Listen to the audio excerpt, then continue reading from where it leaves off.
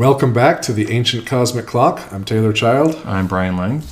And we are here today to talk about God's perfect balance and the power of his language. I'm excited for this particular one. First of all, that's a big, beautiful slide. I love the graphics that you put together on these. Well, I hired somebody. You were supposed to take credit for it. So let's talk about some of these divine connections. What you have on your screen next to us, to my left, and I assume your left as well, is a diagram of the signs of the Zodiac, and with connections drawn at the opposition and at the 90-degree mark, the square. Yeah, to me, this is one of the greatest testimonies of God, like of how the universe has this perfect balance and harmony. What do you mean by that? For example, where you have Virgo, that's a representation of earthly things, earthly order, things that like being detailed and organized and put in the right place. And Pisces is 180 degrees opposite of it. And it's a representation of heavenly things, the subconscious. Like if you pay attention to your dreams, they're kind of out of order. Mm-hmm. Or sometimes the scriptures, it's the prophecy, are out of order. What's coming to us is not written in order. Like I would be very highly suspect in believing, like the book of Revelation, for example, that it's reading like a book and it's going to all happen in that exact order. And then it's a recipe of first this, then this, then this, then this. Yeah. I just had a light bulb realization, because the other two that are connected to Virgo and Pisces here are Gemini and Sagittarius, lower learning and higher learning. So they're all kind of potentially in the mind. And I've thought about Virgo and Pisces styles of learning before. And this is not to say one is better than the other, because truthfully, you need all of them. Right? And this is kind of where we're going with this, that you need the balance of these. But like, if we were talking about a Virgo style of learning, to me, that would be drawing charts and making flashcards and memorization and, details. And a very Pisces style of learning is like language immersion, where you are just surrounded inside of this. We're dropping you in. At one time in my life, I learned a Southeast Asian language. So we're dropping you in Thailand, we'll say, and good luck. Yep. And that applies to both lower learning. Like you need both of those kind of styles and techniques for both lower learning and higher learning. Virgo learning and Pisces learning. So the balance of all things, like just that one square is really shining the light bulbs for me right now, live on camera. Yeah. I love it. This is one of my favorite things. These pictures of the wheels are probably my favorite graphics in the book. The book, by the way, you can find on Amazon, The Ancient Cosmic Language. Not a sponsor of me, but of him. Thank you. But I also want to get people to think bigger than just looking in its opposite, but also looking at 90 degrees to the side. Because you, like, for example, like it's easy to detect the mother and the father, right? Mm-hmm. But you have at 90 degrees the child or the self and the partner on the 90 degrees. You see how they're all like interconnected. They all have a connection. So like where you have Gemini and Sagittarius, you have higher learning and lower learning. Virgo is earthly order and Pisces is heavenly order. So you have all these, like one would be a higher order of learning, but they all have these connections. So for example, also like Leo would be like that royalty, right? The main character, the guy on stage. The king. And then opposite of it is Aquarius. It's like the peasants, the regular people, the servants, it's the regulars. But like when you go at 90 degrees, you have the resources, the abundance of Taurus. And you have other people have that. I don't have it. Yeah, the resources that Scorpio. The king would have. Yeah. See how they're all just like this idea, these concepts that is just like laid out, this depth in the sky. And so when we're looking at this, you mentioned that the title slide for this one It says the power of his language. What did you mean by that? If you can understand the opposition that's in all things, and you can understand how to appease the opposite, you really have power to manifest what you want to manifest. And that's what it said with the Tower of Babel. It was saying that like he would confound the language, because if they kept the language intact, they could manifest whatever they wanted to manifest. I didn't quote that word for word, but that concept is in Genesis. Yeah, the languages the language that was confounded is not the origin of French and Portuguese and Mandarin Chinese. It's a corruption of being able to communicate at all, and it's a corruption of in order to think things through, like the beginning of creation is the word, like we said in that other episode. I really believe that, and I even chide my kids if they use language like "I'm bad." Like, no, you're creating that. Stop. You did a bad thing. Let's learn from it and not do that anymore. I like that. Before we move to the next slide, let's go through one antidote of how the language would have power. Like we talk about all the time, how like what you can tell what's important to us is our families and our children. Our million children. So Aries is the god of war, and Libra is peace, harmony, and balance. Almost at any cost, right? Yes. And when you choose one and you neglect the other one, you can lose your power. When you think that if you put too much focus to one, the other one has to be served still. And when you understand the concept of the language, you have more power over things. And for example, we have a child and they're begging for something like all the time, and you decide you want Libra now, you want peace and harmony right now, so you're just going to keep giving them it, right? If you do you're that, gonna have to pay that piper later. You have to pay the Aries later, because if you give them whatever they want, whenever they want it, and you spoil them just in the name of peace and harmony and balance, and you're afraid to hear them cry, you're afraid to have a fight or a confrontation with them, then you're going to create a god of war Aries monster later. And it's going to be worse because you've defrayed that lesson. And with our kids, like this is a subject that matters to us a lot, and I think that expression of, let's get the lesson right now rather than do it later. That expression, Aries now, Libra later, makes a lot of sense, because there are times when like my kids or somebody else perhaps is asking for something. It's like, I would love to help you, but I want my help to be help. And son, you didn't do your homework. This is a lesson that you have to learn. And if I step in and bail you out, if I try to achieve that balance, if I try to achieve peace at any cost, I will have done you a great disservice later. And I will have interfered in a lesson that life is trying to teach you. So rather than interfere with that, I'm going to lean into it and say, yeah, next time do your homework, and then your grades will be better. And then, you won't have to stay after school talking to your teacher or whatever it is that the consequence was. Yeah, that confrontation. Aries is confrontation. When you have that confrontation, it doesn't have to be screaming, yelling, God of War. But when you say, nope, It's just face the unpleasant thing and do it now. Yeah. So, for example, a kid yells at me and they said they want this. And I'm like, wait. I don't like how you're treating me. Like, I'm not going to give it to you now because of how you're acting. Like, you set up that Libra coming later, that peace and harmony. Because you teach the lesson, and then you can achieve the peace, right?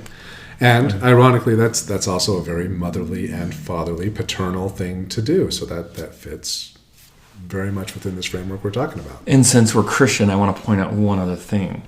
It's all connected. So what did God sacrifice to attain peace and justice and harmony in the universe again? God so loved the world that he gave his only begotten son. Which was born under Aries, the Lamb of God sign. The Lamb was sacrificed, and there was a connection to the Lamb of God to balance and harmony again. Yeah, to restore what was lost. I like that. Like the universe is literally testifying of Christ and his mission, what he did. And even if you go down to, Moses and the Ten Commandments, honor thy father and thy mother. I don't know about you, but what's the best way? I'll just pose the question to myself and answer it. The best way for my kids to honor me, when I feel the most honored and that I feel like they've fulfilled that commandment, is when they honor their mother. Like, show respect to your mom. Like, the thing that I come down hardest on them. Hey, listen to your mom. Respect your mom. And I think she feels likewise, I hope. I like that. I think that leads us to our next slide. Okay, let's take a look at the other one. I love the colors on this one. Speaking of like kind of the roles, it has like a kind of a traditional family laid out in the sky, if you look at it that way. And it kind of aligns the inherent responsibilities that's more like assigned to which gender, which sect, right? So you have the mother, and she's connected more to the water themes, where the Cancer is the mother of the Zodiac. And if you look at them in trines, in a triangle, they also have a divine connection.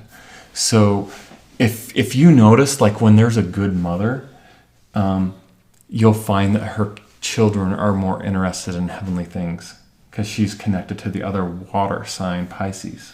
Yeah, well, and you've heard the expression, mother's intuition. Like, Pisces is an intuitive kind of. And then oftentimes the mother's in the home in traditional families, or at least how it had been for thousands of years, and they have this reliance connecting to Scorpio, others' resources. Okay. And I'm not trying to like preach against anybody necessarily that has something that doesn't look like this. But I do want to bring in the archetype and understanding through the power of the language that children need something that's motherly. They need like a feminine aspect. Mm-hmm. And sometimes you have two parents that are pretty balanced with father-mother energy. And I sometimes call that Jupiter-Saturn energy, something that's expansion, contraction. They need a balance of expansion and contraction. And the mother is the archetype of the expansion, the nurturing, the caretaker, the giving them love. So, and it's not that the father shouldn't be that. It just seems to be like a connected to the archetype to the mother and that natural. Like when a child is hurt, dad says, rub some dirt on it, and mom says, come here, we'll kiss it better, we'll put some Band-Aids on it, it actually takes care of it. Right, and then sometimes it's reversed, and sometimes the kids turn out well, but the father sometimes is more of the nurturer. Mm-hmm. Sometimes the mother is more of the disciplinary. And I think in the ideal world, both parents would fulfill both roles. You would be able to harness that motherly feminine energy within and give your kids appropriate nurturing, and also that fatherly disciplinarian, you messed up, get it right. Harness both sides of that, even within yourself, but certainly within your family. Yeah, and since we're going there, let's just jump to Capricorn, the father archetype. Capricorn's the goat that's kind of like a whiner, and it brings in the idea of like career, fatherhood, like you've done something wrong, I'm going to point it out, stop this, knock it off. Mm-hmm. It has more of the father's ruled over actually by Saturn. The Capricorn archetype is ruled by Saturn. Saturn and Jupiter, there we are again. And Saturn's retraction, it's like knock this off. And if you notice, children that behave well though have more of a father role in their home, or at least somebody playing the archetype to the father of retraction, like that's not okay, you can't do that. Yeah, I'm fond of the expression children crave boundaries, and they need those boundaries to be communicated to them clearly, and especially in those early years of life. My dear sister has 3 very young children. I think I've got it hard with 2 infants right now. She has a set of twins and a child that's 1 year older than those twins. So It's like having triplets for her. Irish triplets, I think, might be the expression we could coin. But lots of young kids. And, she's approached me a number of times, and we've talked about it a number of times, that, it's not that you're doing anything wrong or that your kids are bad kids. It's they're at that phase of life where they need to know where the boundaries are. And to kind of go off what we said earlier, Aries now, Libra later, if you just give in all the time, they're like right now you can teach the 2-year-old where the boundaries are, and that's going to be difficult and painful and irritating, because that's what 2-year-olds sometimes are. But how much better to teach those lessons at the age of 2 than at the age of 15, when they can do a whole lot more damage to a whole lot more people, places, and things. Takes a lot more time to reprogram. Yeah. From that age. If you're watching this, dear sister, keep it up. You're doing great. But once again, though, we're talking about the Capricorn, the father archetype. It's connected to Virgo order. Yeah. And then also Taurus's possessions. They're the ones that went out, and oftentimes that role gets a little more grouchy because they're the one earning the possessions. Don't touch that. I worked hard to pay for that wall. Don't kick a hole in it. Yeah, stop that. So, anyways, if we look at all these, they all have like a lot of themes. But let's quickly touch on the rest of them. But if you look at the fire signs, which are Aries, Leo, Sagittarius. Aries is the child of the zodiac. Leo is kind of like a prince figure. And then Sagittarius brings up the archetype of the hero's journey. In other words, the journey king. It's gone through stuff and gone down like an arrow and worked their way back. So it has that theme on it. And I just like to point this out, showing this divine connection even in a triad shape like that in the universe. And then last, Aquarius, where it represents people, and it has the idea of people and social constructs. Libra being the partner, another version of people, and then Gemini being the twins. It's also a symbol of the mouth and the idea of judgment, and judgment oftentimes is what separates us. So there's a strong connection to where all that last one I shared was an air element, but there are all these elemental connections also to the universe. Yeah, honoring people, ordinary people, not the divine, high-class people, but the ordinary people. And, that connection between balance and judgment. How do you achieve balance? Well, by exercising appropriate judgment. And I try to keep these really positive, but one thing I've seen where people go manic, or they get a little crazy, and there's examples of that in the Bible. Mm-hmm. Oftentimes it's not that they're wrong as much as they get to where they're on one extreme of the zodiac, and they get obsessed with one theme or concept, and they get out of balance. Yeah. So once again, there's a power in honoring all the sides of the zodiac, all the concepts that God has drawn up in the heavens. I like that. Yeah, honoring the balance rather than finding yourself on the extreme. And it's the idea of one antidote before we close, where Aquarius represents people, and it represents what's proper socially. Leo represents passion and what's authentic. And it's not that one or the other's evil, but they become wrong when they become out of balance, not honoring the other one. Yeah, if you're phony, or if you're talking about people who are putting on a show, but it's not really authentic, or another version of that can be people. Gosh, I'm thinking of all kinds. I've got 5 different thoughts in here. People wanting to take things that aren't theirs. Yeah. People wanting to protest and say, pay my student loans, pay my, give me free stuff all the time. Yeah, and when you honor the zodiac and the concepts, and you're honoring all sides of it, it's what will bring us into a new age. We were in the age of Aquarius, and there's a more dominant energy about behaving the way that the world deems appropriate, but it's ultimately going to be in turmoil and conflict until they learn how to integrate the authenticity of Leo. But that's what our age needs. It needs both. It doesn't need just one. But we need to learn how to, if we're going to learn how to get along, we need to learn how to honor the opposite and lay them in balance. I like that a lot. And we can argue that they say Aries right there is the first of the zodiac, and the zodiac already is at the very center of the ecliptical. Like when we look out into the sky, there's the north heavens, there's the south underworld, but in the middle of all things is the zodiac.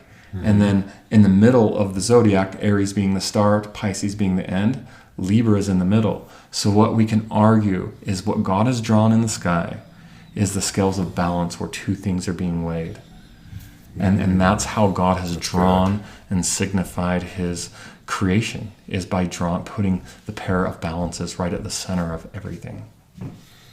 Well, on that note, I don't think I have anything to add to that. So click the like button, click the subscribe button, and we'll see you guys next time.